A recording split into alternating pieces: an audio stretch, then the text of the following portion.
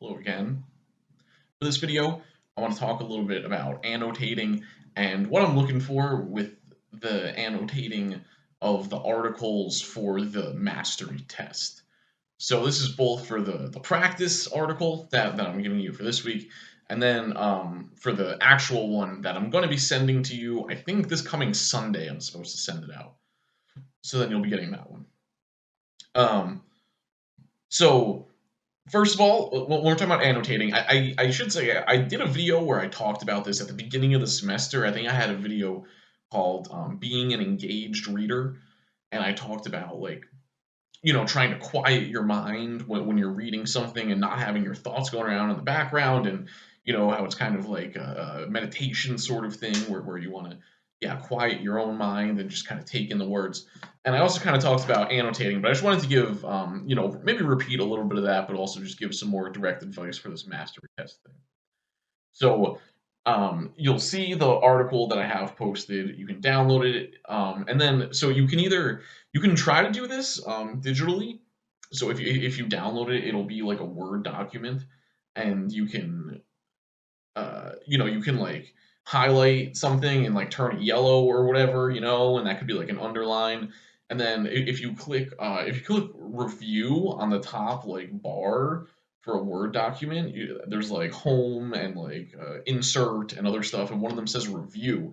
If you do that one, you can actually highlight certain things and put in a comment, so you could do that like for your annotations, because some things what I do. So yeah, you can either try to do it digitally in that kind of way, or you can print it out and write with a pen and underline stuff and write stuff on the side and whatever, and then you can like take a picture of that and upload it. I believe you should be able to do, um, and still submit it through Moodle that way.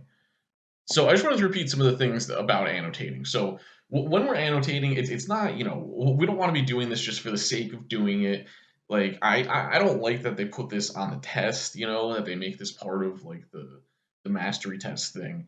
But I do think annotating is an important thing to do. I do it pretty much every time I read something these days. I just like I always have, like, I have to have a pen in my hand. If I'm reading something, I have to have a pen.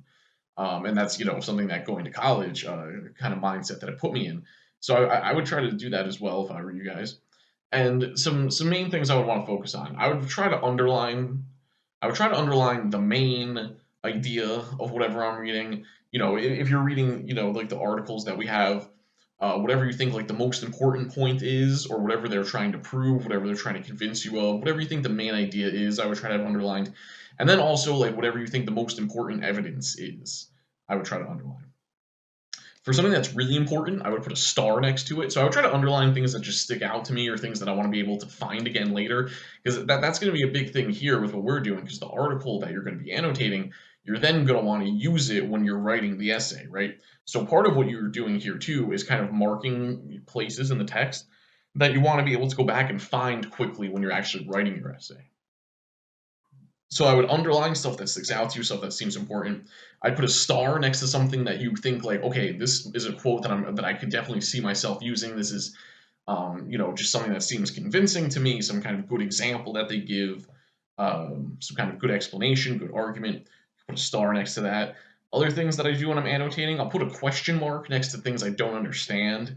Um, and that lets you know to, I don't know, try to figure it out or look more into it, or usually when it's a homework reading that I give, you could ask a question about it or something.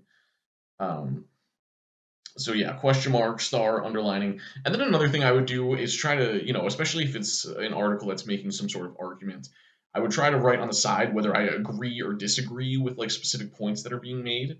Because it's something that you want to do when you're reading an article with annotating it, is that you want to try to capture what you were thinking when you were reading it, So then when you go back to it later, you can be like, you can look at your little notes there, and the way you've annotated it, and you can be like, oh yeah, that's right, I disagreed with this point, but I agreed with that, and I thought this was important, I wanted to be able to find this quote.